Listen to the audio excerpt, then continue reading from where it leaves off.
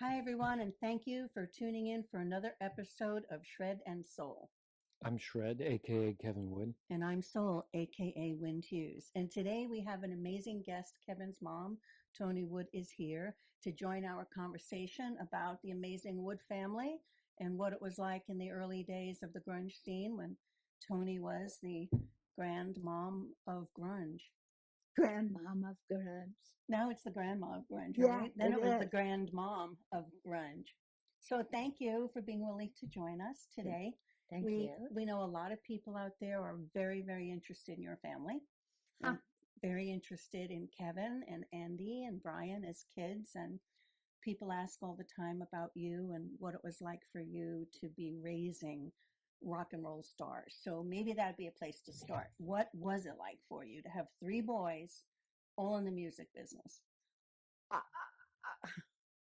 all in the music business, it surprised me, but it grew. It was a growth that started with Malfunkshun in the basement, making a lot of noise, and I thought, oh, it'll pass, and it didn't, and it just kept getting bigger, larger, more out of control, and then I was going to gigs all the time. Pretty soon they were playing all over the city, and I was out in the night going to gigs.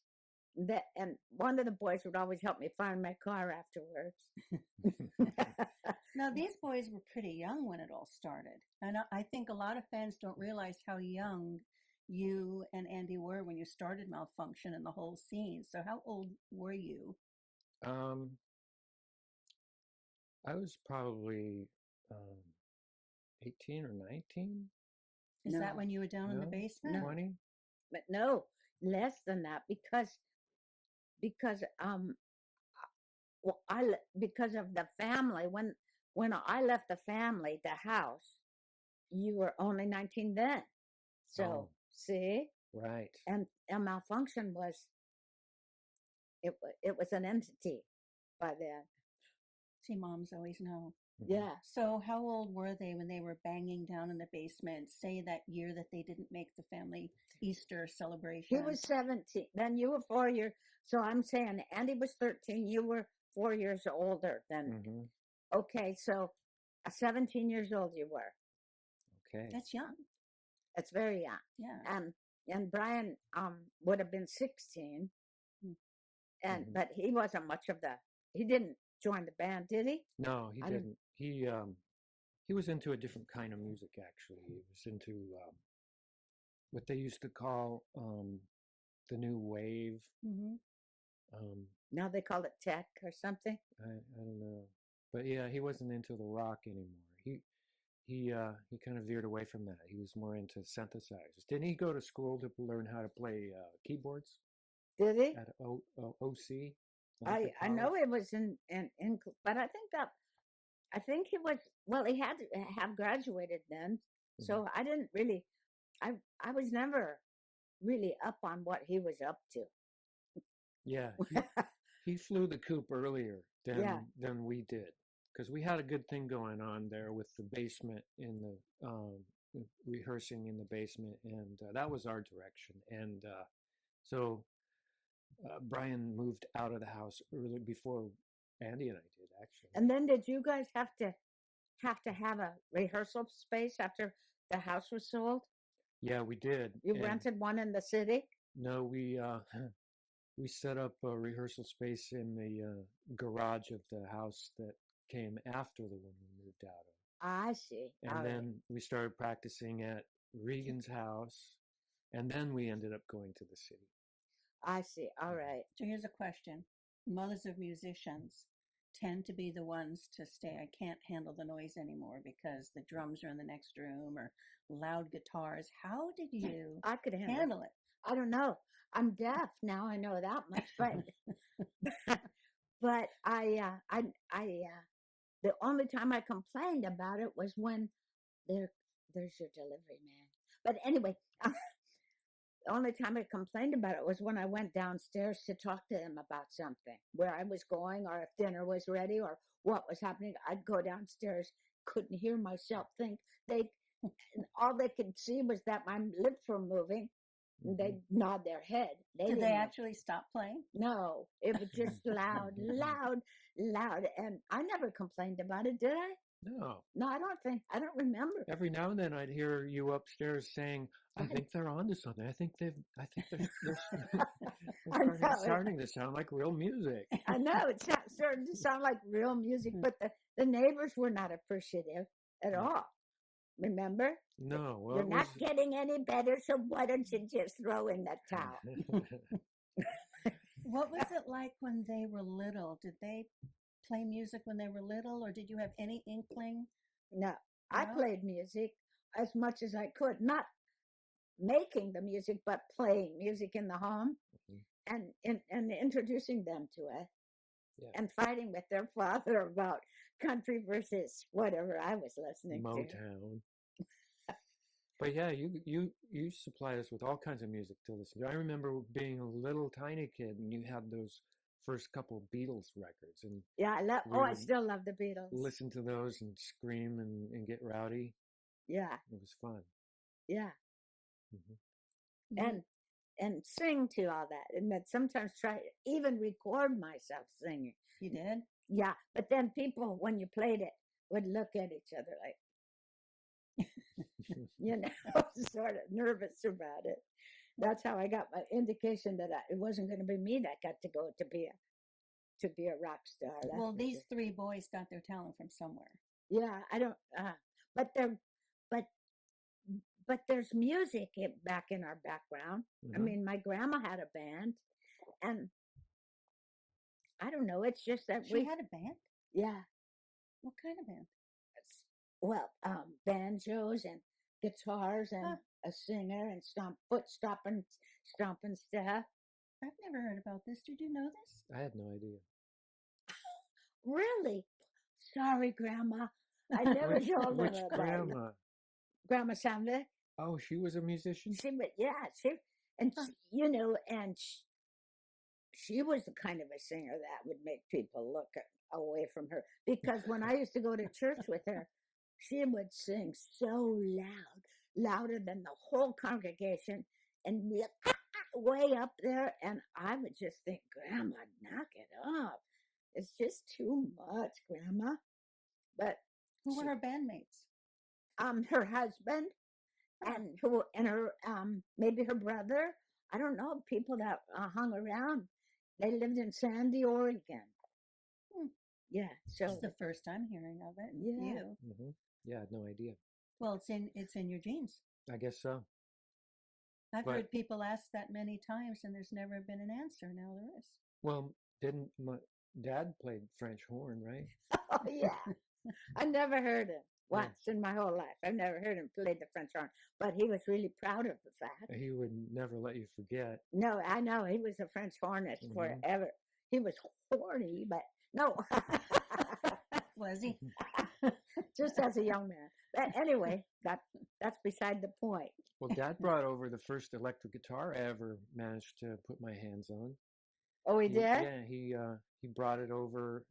I don't know where he got it. He was always bringing things into the house, but it was probably 1970 or 1969. Wow. He brought a electric guitar over, and we plugged it into the stereo.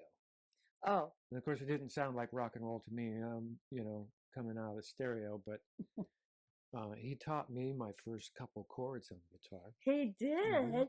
Wow. Yeah. I have more respect for him every day. Hmm. He was so into it. He was very much supportive of our musical endeavors.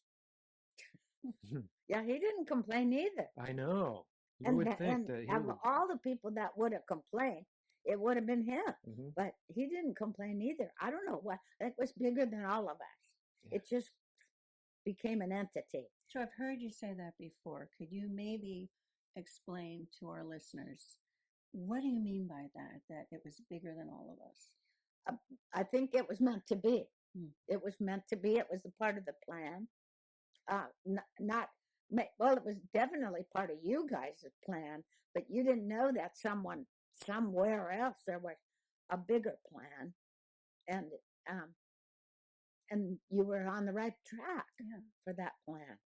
So maybe I should mention for any of you viewers who might not at the moment know who Kevin and Andy are, is Kevin and his brother Andrew Wood started a band in the early Seattle days called Malfunkshun. And Andy was also in another project of his called Mother Love Bone. He was the singer. So those might be two bands that you could research and see what the history of the music was. And they were founding members, founding fathers of the grunge scene, the Seattle music scene. I think so, yeah. So I you know knew so. that was going to be big. I always knew they were going to be big. I just always knew, and it was kind of scary. And the first time I saw them perform, there was something magical in there were people whose mouths dropped open, but you could see this definite delight in their eyes, but their mouths were dropping open like, oh man. It was out in that briar patch, remember? Oh yeah, yeah. We played the Blackberry Jam. Yeah, the Blackberry Jam. We were pelted with fruit too. Yeah, Right? It was in an orchard, and Was that a good thing or not? Well, Andy thought so. it was great because we were out there making a statement that was contrary to what people were expecting at the time. Because we're talking about people who were expecting to hear some cover band playing Freebird or something, and which is not a slag on Skinner, but we came out there and we were playing hardcore punk, and which at that time not a lot of people were aware it even existed. So the fruit started flying in. The stage was in the middle of an orchard, so it was pears and apples. Yeah, no bananas. No. Did it ever evolve to underwear and bras and this, like, the typical I don't rock know. star moment being thrown on the stage? Nah, not really. But I remember when the fruit started flying, Andy said, "What's your problem, people? This is love rock." And he wasn't disappointed, though. He was delighted about it. It was delightful that they were throwing fruit. Yeah, it just went to show that they were not indifferent. That's for sure. Yeah, you guys had their attention.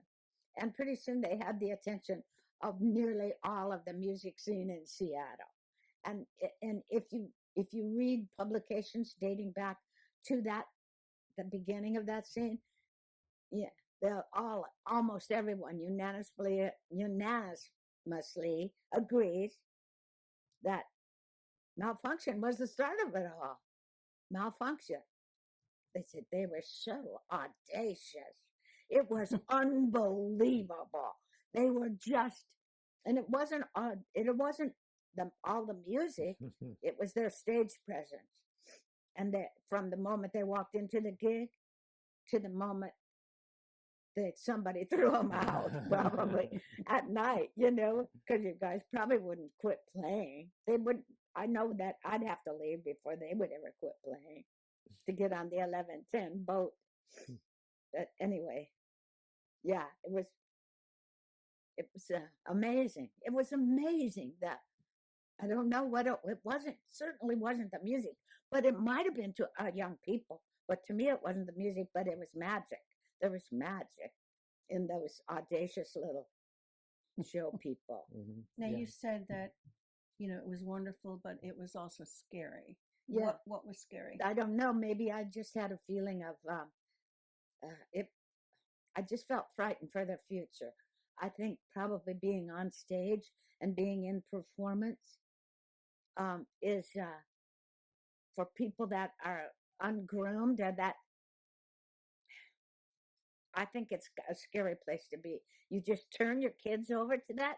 No, that was, to me, was just scary as could be. But it was big. I had to let go of it. I had to let them go. That's a hard thing for a parent to do of any kid. Yeah. Let alone when you see your son stepping out to the rock and roll stage. Yeah, all the pitfalls that could possibly bring, and the fame and fortune potentially. But we had those pitfalls before we even started. You were born into pitfall. But but anyway, I remember telling a young man, a beautiful young man who's so talented in music, classical music. I said to, well, now when you get big, you be careful. There's a lot of dangerous things out there in the music biz. And he'd say, Toni, this is serious music. It's not rock and roll. And I thought, oh, I beg your pardon. Well, I think you certainly went through a lot as a mom, I did. watching that and watching some of the pitfalls with your kids. Oh, I did. Oh, gosh, yeah. They were scary people. It was scary. They were into one thing or another, and it was moving too fast for me. And what could I have done anyway? I was just a permissive. I was such a permissive parent. You think you were? Uh-huh. On the far side too. I mean, way over the top with permissiveness. Don't you think so? Well, I don't know. Yeah, probably. There probably is. I don't remember there being anything that I told you couldn't do. I was No. all into telling you what you could do. But You were a motivating factor, though. I mean, definitely you would, I remember you telling me that I was wasting my time, uh, because I was not pursuing my dream as in a way. I think I was in a funk at some point.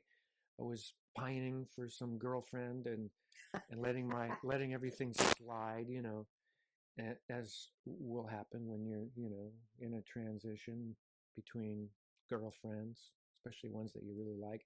And then, so yeah, I mean, you were always, you and Dad were both always sort of motivating factors good. as far as, staying on track.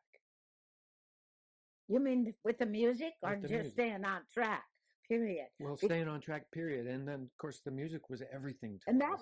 that meant a lot, for me, to let you, to have the music, because I thought, okay, well, those guys are committed to this. So it was something that you really were serious about. So I thought, in a way, it would protect you from certain things. Well, I can say that over the years that I've known you, when you were out on the road doing Malfunkshun gigs again, it was a very emotional thing for your fans, because I was always amazed there would be people who were so happy to see Kevin out there performing the Malfunkshun music, and in your CD even putting together some of Andy's lyrics with the music that had never been published before. And so people were just crying, just crying at the front of the stage, because they were just so moved by hearing the music again. And then there you were for every single show at front of the stage, rocking out like you were 14, just screaming and yelling and having a great time. That's because those fans they were great. The fans are great. The fans. There was a woman that took her whole breast out and said, Toni, I want to show you something. And I said, not here now, please, because I could see what she was groping for. And I said, not here now, please. Oh, my gosh. What was on her breast? Andy. A tattoo? A portrait of Andy. She's still, whoever she is, she's probably a grandmother. And they said, her grandkids are saying, Grandma, what is that? You truly were a fan and a support, and you still are. And it was always amazing to see you just going crazy at those shows, rocking out, because the music was so good, is so good. Yeah, and I knew all the lyrics because they were embedded in your brain. But I still, people know the titles. I don't know titles at all. And people, and I say, that sounds familiar. And then strangers will come up to me in certain situations and say, that's Malfunkshun, your only fan or something. My only fan or something. They tell me the names of it, but I just knew it sounded familiar. Mm-hmm. And still, sometimes we'll go somewhere and run into some people who turn out to know Malfunkshun still. and are really excited to Mhm. meet you and hear about it. Yeah, it happens all over the place, Yeah. actually. It's kind of amazing. Out of the blue, somebody will realize part of Malfunction standing right there in Yeah. their bar or their clothing There store. it is. There they Do you remember that day in Bed Bath and Beyond? We were Mhm. going for sheets or something, and you had on your Malfunction T-shirt, which Kevin never wears because he thinks it's tacky to promote your own band Well, not promote, but wear your own merchandise. But you had it on that day, and the salesperson looked at him and said, "Oh, you're a Malfunction fan too?" Hmm. And I said, "No, that's Kevin Wood." And this girl just lost herself, and she literally started bowing and Oh, saying, cute. "I'm in the presence of a rock That's god. I'm in so the presence cute. of a rock god." She was just so excited to The meet rock Kevin. gods. Yeah. So a question that I know is hard for you, and I don't even know what the question is, but there isn't any way to talk about Malfunction and your family without talking about Andy's passing. Let's not talk about it. You don't want to Let's talk just about it? not. No. See, 'Cause that's the I feel- hard place. Yeah, because I feel close to the edge there about Mhm. that. Yeah. Yeah. So let's talk about that. It's always something people want to hear about and talk about. Uh-huh. And let's talk about something I've witnessed, which is how hard it is for a family to always have to go back there in conversation. Yeah. Everyone wants to know and talk about it. And most people want to put their loved ones to a place in their heart where there's some healing and some peace. Because we've all lost loved ones, and to lose a child is just huge. And so I've watched you both deal with that and have to say that you're amazingly graceful with how difficult that is when it's another person wanting an interview, like us wanting to talk to you. You know, another person wanting you walking the dog down the street, and someone stops and says, "Oh, Yeah. you're the Wood mom," or Or they is that? holler out their car window. I love it. I love that. Your boy's music. I love it. And I Mhm. say, thank you. I do too. Bye. Mhm. But I imagine that can be difficult because you can never sort of put that to rest. That's right. And And you, sometimes you want to. yeah. Yeah. Yeah. But did you notice, Kevin, that your brother had a hard time dying? I mean, Mhm. after he died, he wouldn't die. I mean, that's the thing about touching a fingerprint on fame is Mhm. that you die and you continue to live Yeah. on. Mhm. And people always want to. I can go to the park like yesterday, and where I live, and have somebody say, "You're Andy's mom." You're or have somebody say, "Oh, Malfunction," you know, yell at me about it, and Mhm. I'll go like this to him because Mhm. just to pretend that I'm happy, and I am. It makes me happy and it makes me proud, but it also makes me remember everything we've lost along the way. Yeah. Mhm. That's a hard one. And I think there are others out there, maybe even listening, who've had family members who were notable or celebrities that have passed, and how difficult it is to never be able to completely put that to rest, not away, but just to a place where it's peaceful and restful and comes up in your memory or your grief in a natural flow and not with this constant triggering and stimulation from other people. So you guys handle that very gracefully. Thank you for that. Yeah. I wouldn't know. Would you? I wouldn't. Because we're people pleasers. We wouldn't know how you know, how not to handle it gracefully Yeah. Well, because we're born into pleasing people. and also, you realize too that these people are affected by it as well.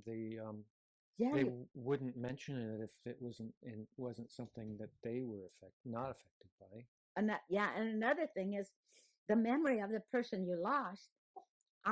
You owe them that. You owe them to pick up the gauntlet and to be gracious about people that love you. Mhm. There's a dog under the table. Bookie. And his name is Bookie, and he's right now begging me to do something. I don't know what it is.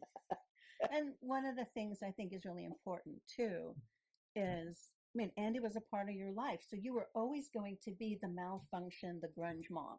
Yeah. Apart from Andy, apart from Kevin, you have your own identity with that. Right. that carries on. It's associated to Andy, so of course the loss comes up, but it's also Kevin. You know, he being half a Malfunkshun or third a Malfunkshun in the original days, and you'll always be Andy's brother, and that's something to celebrate, and that's something you carry with you. That's really loving and wonderful. Hmm.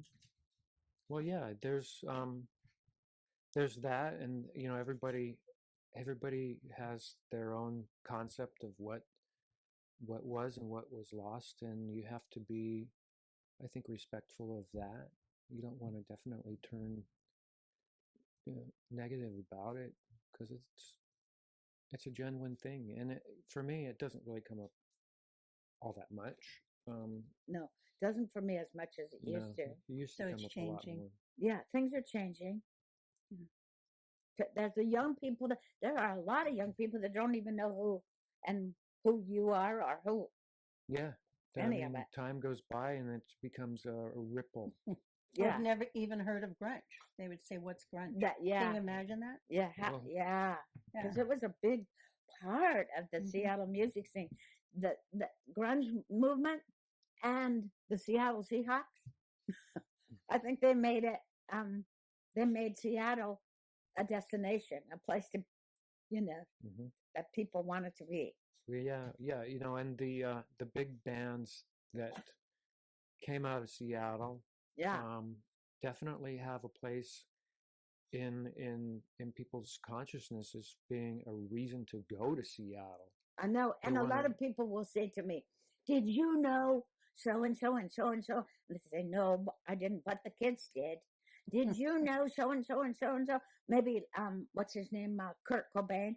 Did you know Kurt? No, but the kids did. Did you know who's that guy from Alice in Chains? Lane. Lane Lane Staley. Staley, which I hear him now, and he had a great voice. Oh man, he was definitely one of the best. And people say, "Did you?" No, but the kids did. And You've in contact with some of their moms, though, of the yeah, other artists who've yeah. passed. At one time, Chris Cornell's mom called me up and said, "Toni, we have to write a book together. It'll be," and I said, "Well, you get first billing because you're Cornell and I'm Wood, so you get your name gets first up." She started to laugh. Then I said, "What are we writing a book about?" She said, "Raising rock stars." And I said to my sister, "Did you know that Chris Cornell's mom called me?" And she said, "Let's write a book about raising rock stars." And my sister said, "Your rock stars raised you." And, okay.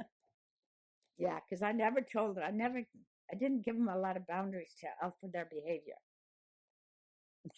Well, you provided a great um, launch pad. Dave was he was the boundary person Hmm. for behavior. I had a team then. I wasn't all alone then.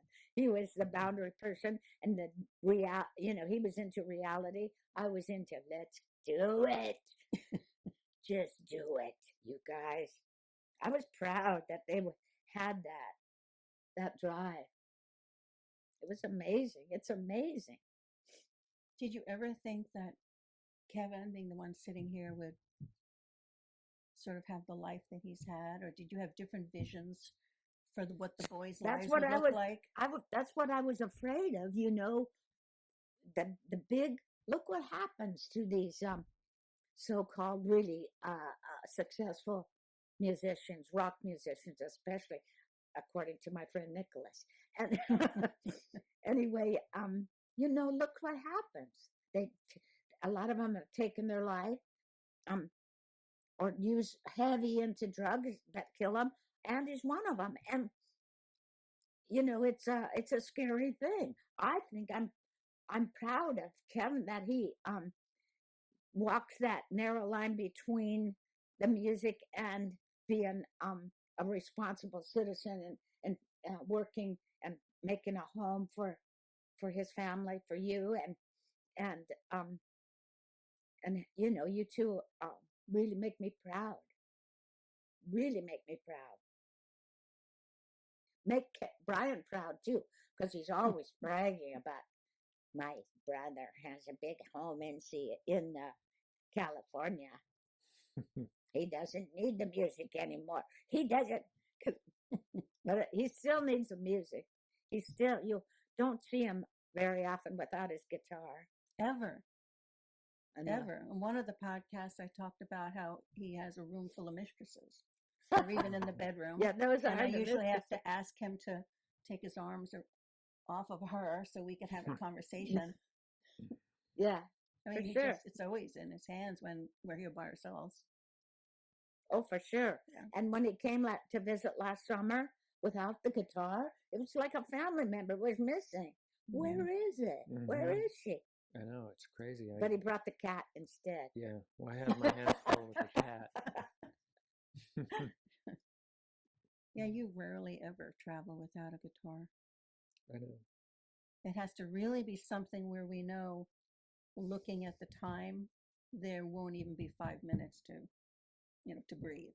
It's going to be something planned or activities or fun that we want to do. And even then, sometimes you bring her. Well, yeah, but because if I have a gig that I need to be, primed for when I get back, I need to keep my fingers moving. And I mean, even after all these years of playing, it's not something that's just, you're not just ready to shred at any given time. You have to tune in. You have to like those little muscles in your fingers and everything. If once you stop playing, they say, "Oh, It frees okay, up. we're we're done." So you have to get them back in the gear. Keep playing. What do you two? I'm asking this because I know I see it and feel it when we go back up to Washington. Is nothing seems the same up there. Downtown Seattle's different. Bainbridge Island, which is where they lived for a lot of that time, is so different. It's as if, as you said, things change. It's as if, the picture of it is fading and another picture is emerging. That's for It's sure. no longer the place where that image of that history remains vivid. There's some statues here and there for different rock stars, Hendrix and the Music Museum and stuff, but the place has grown and evolved and become something different. Do you notice that and feel that? Oh, it's yeah, it's an issue for me. It's a and it's so cliche because all old people say back in the day. Mm-hmm. But and I know it's cliche and that all the old people say it, but that doesn't make it hurt any less. I feel like a stranger in that Bainbridge was the first place we really called home. Being military family, the kids settled right in. I settled right in. It was just I loved right away. I fell in love. It was home. We had a home. It's just not. It's not the same anymore. It's not the same. And I'm sorry to say that, but let them have it. They say if you can't fight them, join them. Well, I'm trying to join. I haven't done it yet, but I'm not going to hold off. If there's an opportunity to join in, I will. But no, I feel like a stranger in my own hometown. I know it's really different just from the time that I had moved there and you had been there a lot longer, because I remember saying to my friend when they said, "Why are you moving to this island?" They didn't know anything about Bainbridge. And I remembered saying, because there's a lot of strawberry farms and artists and funky pickup trucks. Well, it wasn't long after I moved there with my family that changed like that. Microsoft came in, Boeing was exploding. Yeah, And the funky pickup trucks were off island. Range Rovers. Mm-hmm. Yeah. And it flipped overnight. It changed. Yeah. So for you long timers there, it has to be so different. Yeah. Oh, it is. So for me, it's people say, "How long have you lived here?" And I say, "Oh, just over 50 years." It's a long time to be in one place. Yeah, it is. Mm-hmm. Yeah. I mean, and it's profound for me because of all the years we spent just packing up and moving from one place to another. All the time these kids were approaching teen years, their teen years. I think he went to 12 schools, 12 Wow. different schools. Yeah. And yet when you talk about that period, you don't talk about that as much. You talk more about how fun it was for you to be traveling. Europe and England and going to Italy or going to Belgium flea markets, and that your mom would take you everywhere. And that's what he talks about. Every now and then he'll mention that he hopped around from school to school and how difficult that was. But you also had this very rich cultural experience. Yeah, And he talks about you taking them places all the time. yeah, it's because I always believe that you shouldn't just bitch about where you're getting transferred to unless it's Minot, North Dakota, which was always a nightmare on the horizon. It's like, oh no. And we never got transferred there. Maine for me was bad enough. But anyway, I just felt like we should have become part of the. We shouldn't fight it. We should become part of that. Whatever they have that's unusual and that calls them, like in Germany. I felt I was the one that learned German, as pitiful as it was, and it made the Germans just laugh themselves silly when they hear me speaking. But I'm the one from the base that took all the other women out shopping because I just figured I should do it. I'm in another country. I should take advantage of it. But you went by yourself with these little boys, crossed the boundaries of countries, crossed borders. I did, yeah. And not only that, we were going 100 miles an hour on the Autobahn, and there were people approaching us behind us, flashing the lights, telling us to move over. Because you were going too slow? Too slow, yeah. It was amazing. Yeah. I'd love to do it again. I'd love to do it again. I don't have the energy anymore or the money, but we were gifted in that.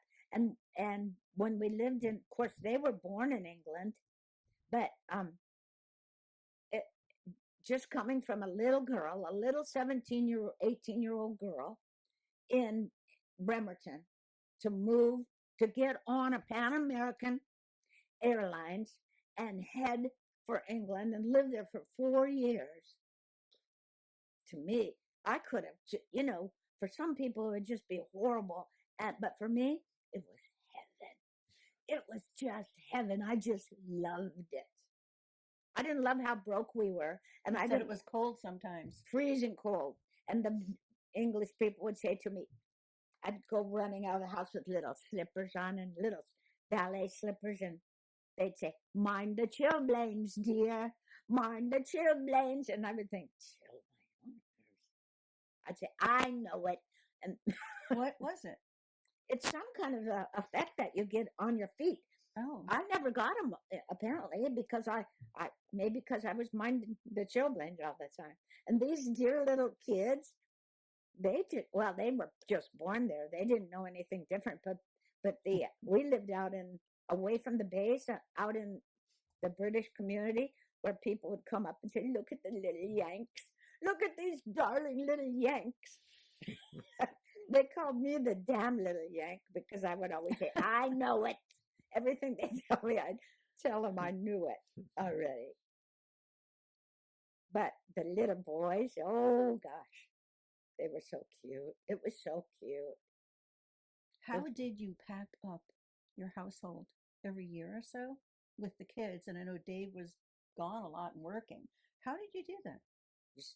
You just have to do it. And then if you get slack on it, Dave comes home and says, "Have you got done?"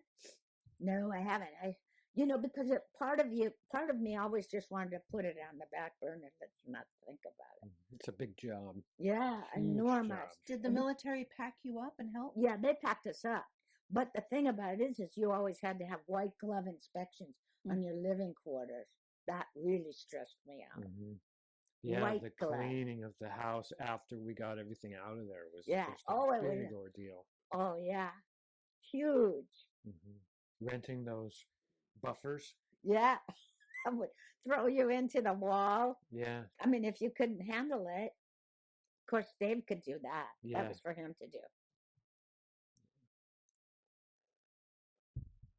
Yeah, back in the day, we did a lot of packing up, a lot of packing and moving and moving and packing.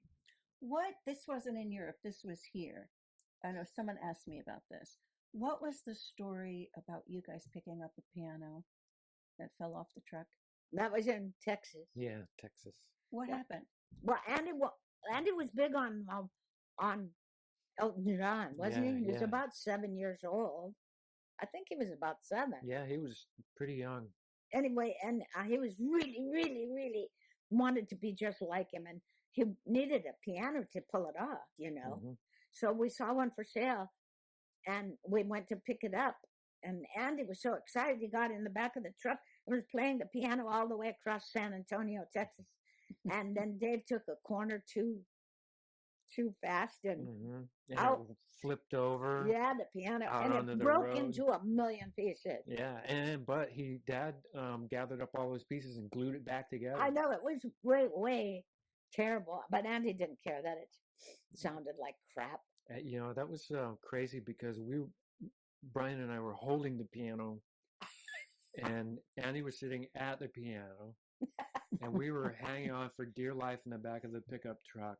All of a sudden, Dad goes around a corner, and we couldn't hold it any longer. That thing just went boom. It's But a you good thing you kids- guys didn't fly Yeah, out. that's what I was going to ask. You kids didn't get thrown out. Hey, it was, yeah, a close call. Definitely something that was reckless.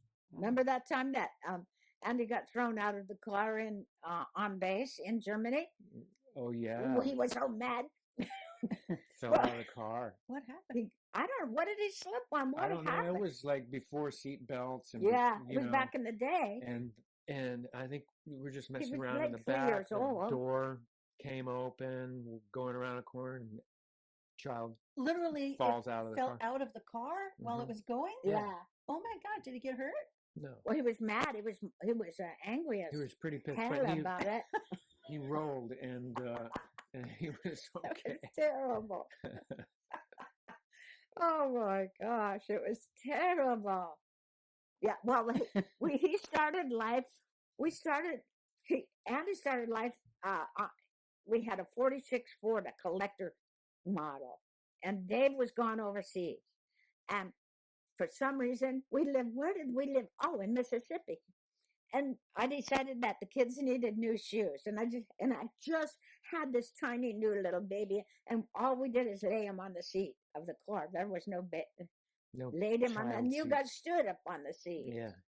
and he laid on the seat, and down this hill on the way into Columbus, Mississippi, and out rolls the baby onto the.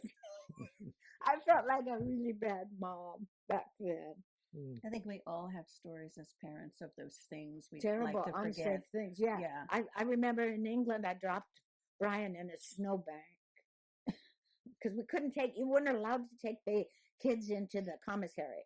So you had to check them into the child care place. And I was walking in heels and a little skirt, carrying and holding this one hand, walking into the child care center. And then I started slipping, falling through that little.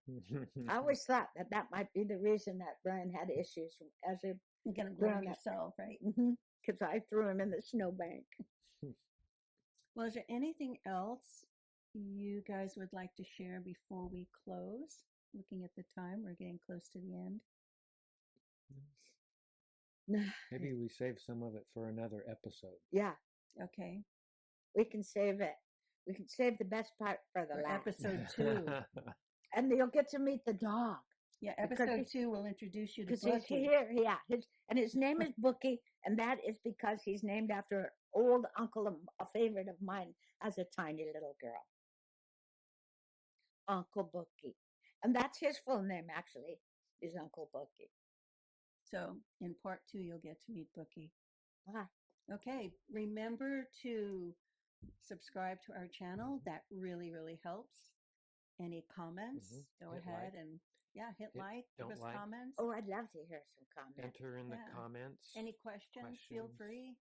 Yeah. We can always do this again and have Comments. Kevin and Toni answer questions. And other than that, next episode will air next Tuesday. So see you then. Bye.